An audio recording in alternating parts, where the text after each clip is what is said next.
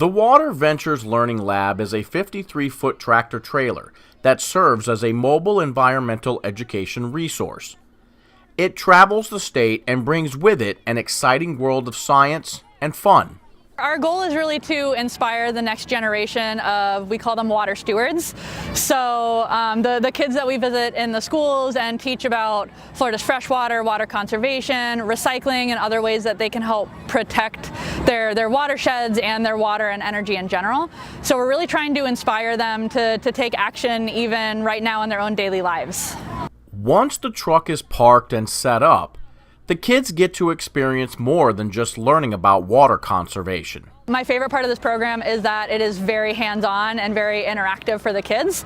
It also fits in perfectly with the 4th and 5th grade science standards of Florida. So our curriculum matches with what they're learning about already and ties in very well to their classroom stuff. So we go over the water cycle, we go over what a watershed is, and then we talk more about springs and the aquifer than they might get in their classroom. So we kind of take it a step further, but go a lot into the science behind the water that they're using every day. Inside this vehicle, the student's environment is transformed into an oasis of knowledge. Inside, it's a lot of self-exploring. So there's different games that they play that all has kind of conservation behind them. One of my favorite ones is the water conservation game. So they have different tasks that they would do at home, such as washing their dishes. And they have 2 options on how they can perform that task. Either wash your dishes by hand in the sink or in a full dishwasher. And they learned that a full dishwasher actually uses a lot less water than washing your dishes by hand in the sink. So putting a little bit more thought about the tasks they're doing at home and how they might be able to change that to help their water. One of the things we did inside was we were able to turn like little knobs, and it asked us questions if it was better to wash your dog in the lawn or in the bath to save more water. And I'm pretty sure the answer was in the bath, because like if you put on the water in the bath, you don't keep it on the whole time. But if you're washing the dog outside, you'll probably keep a hose on the whole time.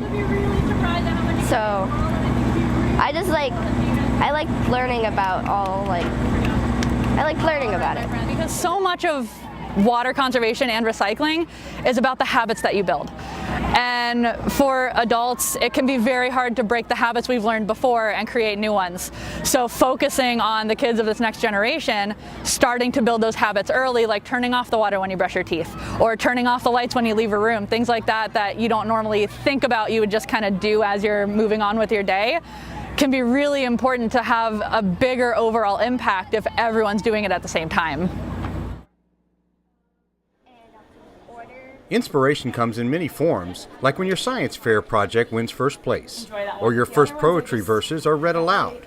Then it even got bigger and better, and it came in the form of a Skype call from the superintendent directly into Miss Bennett's classroom at Anthony Elementary.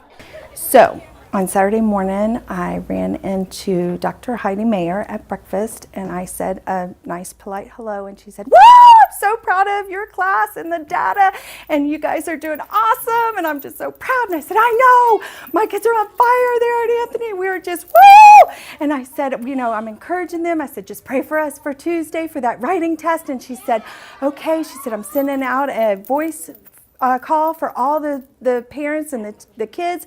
And I said, "Yeah." I said, "That's great." I said, "Encouragement." And she said, "I'm going to Skype your class." And I said, "Woo!" So she's going to Skype the class today. I'm so excited. The encouragement that she gives our students here in Marion County from preschool to 12th grade is amazing. Thank you for everything you're doing for these kids. You are amazing as well. Whenever she is in the schools and she's looking at the data and she's reading books and she's elbow to elbow with the students, it's beyond. I mean, she's a wonderful superintendent, and to call the students and to put them on the phone and to wish them to do well, and then to Skype a school, to put all of our kids in a classroom for her to say, "I'm proud of you, keep working hard." It's great. She's awesome. But just that extra encouragement, it did happen. you know, at the right time. She was at the right time, at the right place, and so was I. So it just all worked out very well.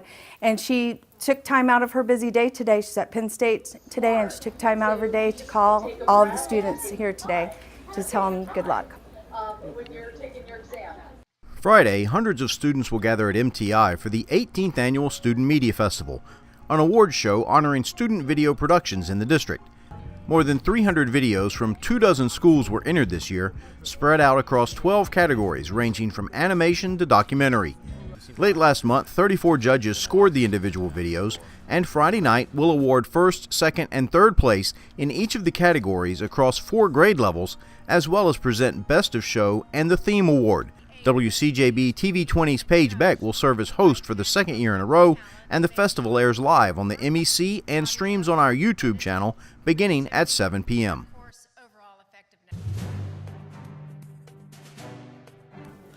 Well, as you know, school shootings, when they occur, we used to have this thing where we just kind of have the kids and the staff go in a corner, hide as best they can, and we realized that that's not working. We have to do something, so we implemented the ALICE protocol, which is an options-based response. It allows us to do the proper alerts, the lockdowns, informing others about the drill, countering and evacuating if possible. So what we try to encourage them to do is, in a situation, use their own senses, I could say their own senses, to determine what best meets their needs at that immediate time. I'm not going to be there. Law enforcement will be there as an SRO on the campus, but for the most part, we won't, and I tell our staff to try and think about it like this here: survive for 6 to 8 minutes. Do whatever it takes to survive for 6 to 8 minutes, and by that time, we hope some type of law enforcement response will be there. And again, that could include barricading inside of a classroom, evacuating, doing whatever to survive for 6 to 8 minutes. And that's what the ALICE protocol does. And that's part of the mandate. So if they're doing something other than the mandate, clearly states that they want them to do something other than just a lockdown. It's not just about locking down, because these school shootings happen sometime in the cafeteria. When we do our training, sometimes we tend to do our training where we put everybody in the classroom and stage the drill. We can no longer stage the drills where it's convenient that everybody's going to be in the classroom. It could be in between class changes, it could be before school started, right at the end of school, and that's what happens a lot of times. We don't train the way according to how these incidents could happen, then we're going to always assume that we're in the classroom and we're able to just get behind a locked door. You know, you could be in the hallway. What is your response if you're in the hallway when you hear gunshots? You have to respond in a different manner, because now you're not behind a locked door. So you can run, you can evacuate, you can do whatever it takes to survive. That a lot of the things that we can use to either barricade the door, defend ourselves, it's already in the classroom. You know, we got chairs where we use to barricade the door, tables, desks, filing cabinets. But at the same time, if that intruder breaches that door for whatever reason, if they get in that door, then we're teaching them to defend yourself, survive. And that could be striking them with the chair, a fire extinguisher, whatever's in that classroom to defend yourself, to help save lives for you, your peers, staff, do whatever it takes. So everything that we need for the most part is in that classroom for survival. Policies, procedures, prevention methods. Psychological services has just been awesome. The mental health piece to it, that plays a huge part. So with mental health, if we can prevent these, if we can find these shooters out before it happened, we won half the battle. Prevention is the key. And we know that upwards of 70, 85%, maybe even 90% of these school shooters have ties to the specific schools that they shoot. It's just, we're trying to do the best we can with what we got. I think a lot of great minds come together, and it's all about one goal, and that's the safety of our students. Not only students, but students, staff, and visitors. That's our goal here at Safe Schools. It's just to keep everybody safe.